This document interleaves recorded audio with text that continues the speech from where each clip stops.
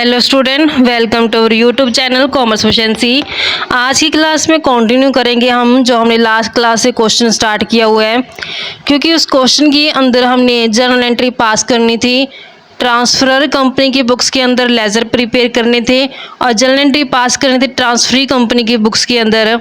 और हमने दोनों मेथड का इस्तेमाल करना था, amalgamation the nature of merger और amalgamation the nature of purchase.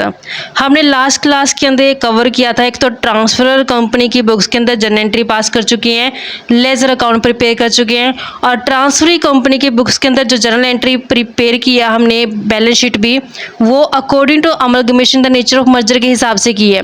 आज की क्लास में हम कवर करेंगे इसका second part, amalgamation in the nature of purchase के हिसाब से। अगर अभी तक आपने लास्ट क्लास ही नहीं देखिए ताकि आपकी स्टडी में कंसिस्टेंसी बनी रहे। अगर अभी तक आपने मेरे यूट्यूब चैनल कॉमर्स एफिशिएंसी को सब्सक्राइब नहीं किया, सब्सक्राइब कीजिए और बेल आइकन जरूर प्रेस कीजिए ताकि जब भी मैं न्यू वीडियोस अपलोड करूं सबसे पहले नोटिफिकेशन आपके पास जाए, आप वीडियोस को देखकर आपकी स्टडी बूस्टअप हो। तो स्टार्ट करते हैं सबसे पहले कि जो amalgamation in the nature of purchase के अकॉर्डिंग जो फर्स्ट जर्नल एंट्री पास की जाती है वो बिजनेस को परचेज करने की करती है ट्रांसफरी कंपनी। तो जर्नल एंट्री क्या रहती है, बिजनेस परचेज अकाउंट को डेबिट किया जाता है टू जो लिक्विडेटर होता है। यहाँ पे लिक्विडेट कौन हो रही है वो बी कंपनी लिक्विडेट हो रही है, तो लिक्विडेटर ऑफ बी लिमिटेड को हमने क्रेडिट कर देना है। तो जो परचेज कंसिडरेशन है वो हमने देखा कि 1 लाख के इक्विटी शेयर 10 रुपये के ईच के हिसाब से 10 लाख बन गए इक्विटी के, 3000 गुना 100 3 लाख बन गए हैं प्रेफरेंस के। तो टोटल 10 लाख प्लस 3 लाख करेंगे तो टोटल 13 लाख का जो परचेज कंसिडरेशन बनता है। जब जर्नल एंट्री पास करेंगे तो बिजनेस परचेज अकाउंट को डेबिट करेंगे, तो जर्नल एंट्री हो जाएगी business purchase account debit to में जो लिक्विडेटर है, लिक्विडेटर ऑफ कौन सी कंपनी यहाँ पे लिक्विडेट हो रही है, बी लिमिटेड, तो बी लिमिटेड को क्रेडिट कर दिया जाएगा। ये परचेज कंसिडरेशन को ड्यू करने की जर्नल एंट्री रहती है। तो टोटल परचेज कंसिडरेशन है 13 लाख रुपए से, 13 लाख रुपए से 10 लाख रुपए के इक्विटी और 3 लाख रुपए के प्रेफरेंस शेयर हैं। तो टोटल 13 लाख रुपए परचेज कंसिडरेशन ड्यू किया गया है। नेक्स्ट एंट्री जो पास की जाती है वो एसेट्स एंड लायबिलिटी को टेक ओवर करने की जाती है। जितनी भी एसेट्स होती हैं वो सभी डेबिट की जाती हैं और जितनी भी लायबिलिटीज़ होती हैं उन सभी को क्रेडिट किया जाता है। तो ये जो हमारा amalgamation in the nature of purchase है, तो यहाँ पे जो एसेट्स और लायबिलिटी टेक ओवर की जाएंगी ट्रांसफरी कंपनी द्वारा वो रिवाइज वैल्यू पे की जाएंगी। लेकिन एडजस्टमेंट कहते हैं कि सिर्फ डिबेंचर्स की रेट चेंज की गई है, डिनोमिनेशन के अंदर कोई चेंज नहीं किया गया। बाकी सभी एसेट्स और लायबिलिटी जो एज इट इज़ रही हैं उसके अंदर कोई भी जो रिवाइज वैल्यू नहीं की गई है। तो हमारे पास जितनी भी एसेट्स और जितनी भी लायबिलिटीज़ हैं टेक ओवर की गई जो ट्रांसफरी कंपनी द्वारा वो एज इट इज़ हमने दिखा देनी है, एसेट्स को डेबिट करके और लायबिलिटीज़ को क्रेडिट करके। जो एसेट्स है बी लिमिटेड की, फिक्स्ड एसेट है 10,28,000 की, करंट एसेट है 7,20,000 की, तो ये दोनों डेबिट कर देंगे। एसेट का बैलेंस डेबिट होता है 12% डिबेंचर 75,000 से और करंट लायबिलिटी में 2,15,000 है तो ये क्रेडिट कर दी जाएगी। फिक्स्ड एसेट 10,28,000 की, करंट एसेट 7,20,000 से डेबिट कर दिए हैं। लायबिलिटी में 12% डिबेंचर 75,000 के और करंट लायबिलिटी गिवन है हमारे पास, करंट लायबिलिटी 2,15,000 की। और 2 में जो बिजनेस परचेज है दिखाया जाता है यहाँ पे बिजनेस परचेज अकाउंट, कितने का बिजनेस परचेज, यहाँ पे परचेज कंसिडरेशन जो कि 13 लाख का है दिखाया जाएगा। तो हमने जब थ्योरी बेस कवर किया था तो हमने समझा था कि अगर बैलेंसिंग फिगर यहाँ आती तो गुडविल की आएगी, अगर बैलेंसिंग फिगर यहाँ आती तो कैपिटल रिजर्व की आएगी। तो इस बार बैलेंसिंग फिगर यहाँ आ रही है तो ये बैलेंसिंग फिगर कैपिटल रिजर्व की है। बैलेंसिंग फिगर कैलकुलेट करेंगे तो हमारे पास 1,58,000 है जो बैलेंसिंग फिगर आती है, कैपिटल रिजर्व की है। नेक्स्ट एंट्री में जो लिक्विडेटर है बी लिमिटेड का, इसे पे किया जाएगा परचेज कंसिडरेशन। तो बी लिमिटेड के लिक्विडेटर को डेबिट कर देंगे 13 लाख से, इसे 10 लाख के इक्विटी दे दिए गए हैं और 3 लाख के प्रेफरेंस दे दिए गए हैं। तो जर्नल एंट्री पास करते हैं, लिक्विडेटर ऑफ बी लिमिटेड को डेबिट कर देंगे। टोटल 13 लाख परचेज कंसिडरेशन से दिया गया है। इसमें इक्विटी शेयर और प्रेफरेंस शेयर दोनों ही दिए गए परचेज कंसिडरेशन में। तो 2 इक्विटी शेयर कैपिटल के नाम से दिखाएंगे इक्विटी शेयर कैपिटल अकाउंट के नाम से 10 लाख का इक्विटी शेयर कैपिटल दिया गया है और 11% प्रेफरेंस शेयर कैपिटल के नाम से दिखाएंगे preference share capital account 3 lakh से। तो टोटल 13 लाख परचेज कंसिडरेशन है जो पे किया गया ट्रांसफरी कंपनी द्वारा ट्रांसफरर कंपनी को। नेक्स्ट एंट्री में डिबेंचर्स को कन्वर्ट करते हैं कि 12% डिबेंचर टेक ओवर करके 13% डिबेंचर में कन्वर्ट कर दिया। जैसा कि यहाँ पे हमने देखा कि 12% डिबेंचर्स को क्रेडिट किया गया है 75,000 रुपये से। इसे हटाने के लिए अब डेबिट कर देते हैं 12% डिबेंचर्स अकाउंट डेबिट हो जाएगा। एडजस्टमेंट में गिवन है कि 12% डिबेंचर को 13% डिबेंचर में कन्वर्ट कर दिया लेकिन डिनोमिनेशन सेम ही रहेगा। तो 13% डिबेंचर अब क्रेडिट कर देंगे टू 13% डिबेंचर अकाउंट। डिनोमिनेशन 75,000 से रहेगा सेम, इसमें कोई दिक्कत नहीं है। अब हमने रिकॉर्ड करना है स्टैच्यूटरी रिजर्व ट्रांसफर कंपनी का। तो उसके लिए क्या करेंगे, एडजस्टमेंट एंट्री पास की जाएगी। अमलगमेशन एडजस्टमेंट अकाउंट डेबिट किया जाएगा। अमलगमेशन एडजस्टमेंट अकाउंट डेबिट कर देंगे टू स्टैच्यूटरी रिजर्व अकाउंट को क्रेडिट कर दिया जाएगा। जो स्टैच्यूटरी रिजर्व है, स्टैच्यूटरी रिजर्व ट्रांसफर कंपनी के वो है 35,000 से। तो हमने यहाँ पे 35,000 से दिखा देना है। अगर स्टैच्यूटरी रिजर्व को ट्रांसफर कंपनी के स्टैच्यूटरी रिजर्व को ट्रांसफर कंपनी आगे मेंटेन नहीं करना चाहती तो ये एंट्री रिवर्स हो जाएगी। सिर्फ यही जनरल एंट्री पास की जाती है ट्रांसफर कंपनी द्वारा अपनी बुक्स के अंदर। आप प्रिपेयर करते हैं बैलेंस शीट। तो बैलेंस शीट प्रिपेयर करेंगे, balance sheet of A limited की परचेज के केस में। तो ये हमारे पास एज एट 1 अप्रैल 2012 की हमने प्रिपेयर करनी है। बैलेंस शीट के अंदर सबसे पहला हेड आता है इक्विटी एंड लायबिलिटीज़ का, जिसमें शेयर होल्डर फंड में शेयर कैपिटल को दिखाया जाता है। शेयर कैपिटल यहाँ पे ए लिमिटेड और बी लिमिटेड दोनों की ही टोटल करके दिखाएंगे।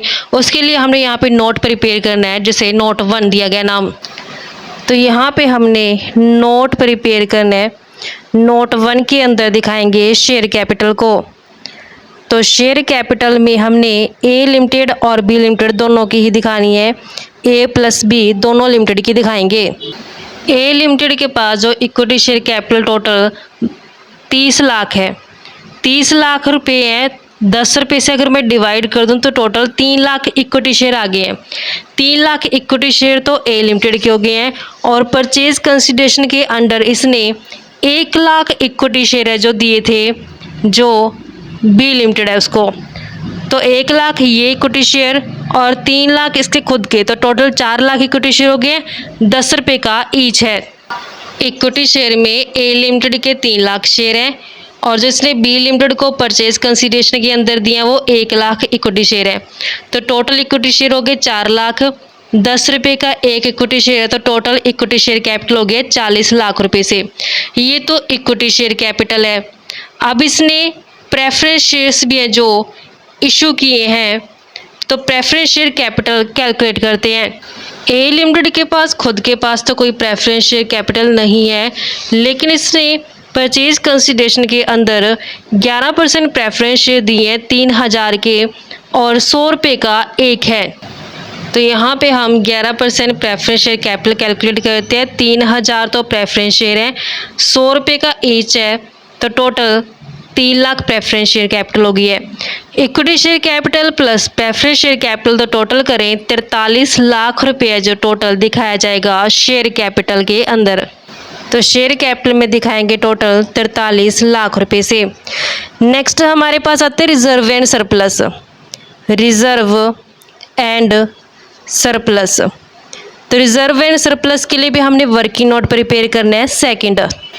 तो यहाँ पे हम इसके लिए सेकंड नोट बनाएंगे जिसके अंदर रिजर्व एंड सरप्लस दिखाएंगे। तो जितने भी रिजर्व एंड सरप्लस हैं ए लिमिटेड के वो दिखाए जाएंगे यहाँ पे।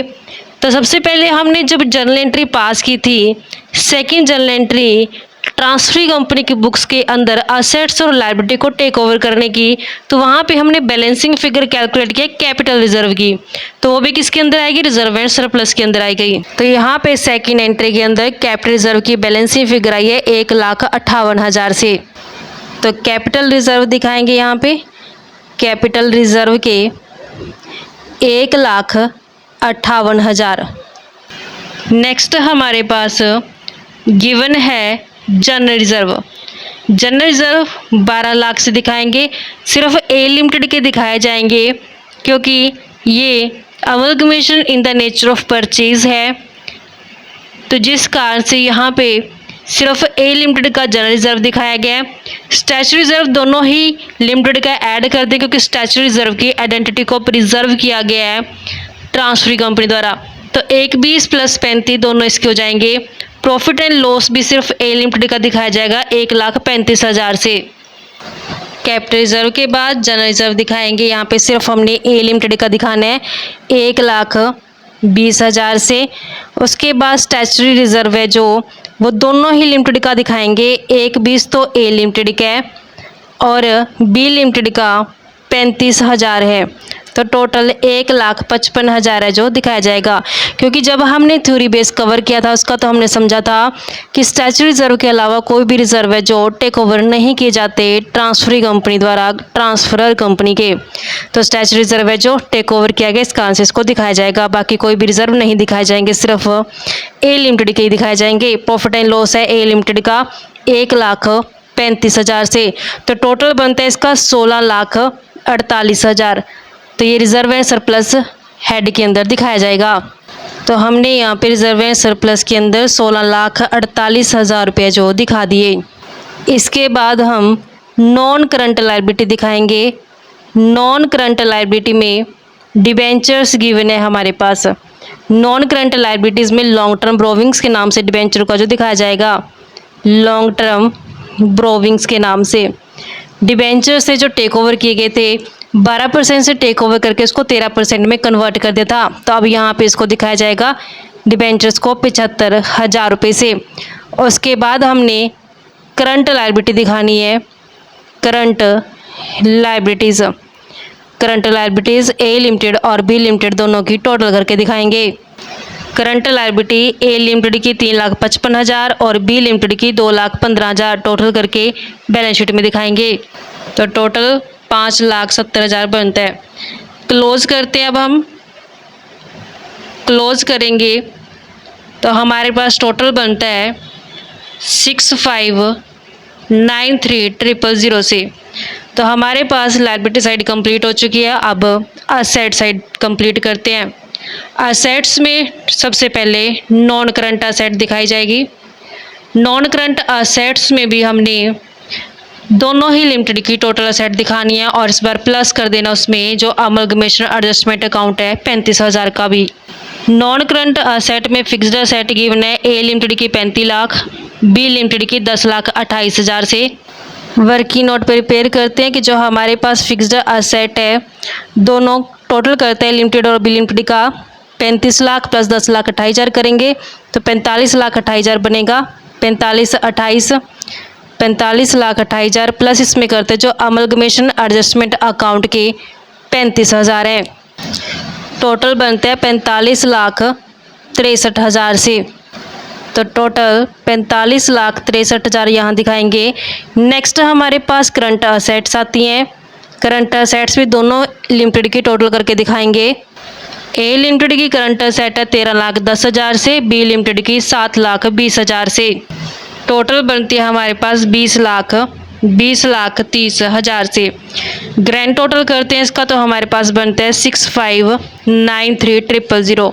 तो हमारे पास ये असेट्स का टोटल और लायबिलिटी का टोटल दोनों इक्वल आता है, तो बैलेंस शीट टैली हो जाती है। तो इस तरीके से बच्चों हमारे पास ये कंसेप्ट बनता था कि अगर amalgamation the nature of purchase हो तो किस तरीके से जनरल एंट्री पास की जाएगी ट्रांसफरी कंपनी द्वारा।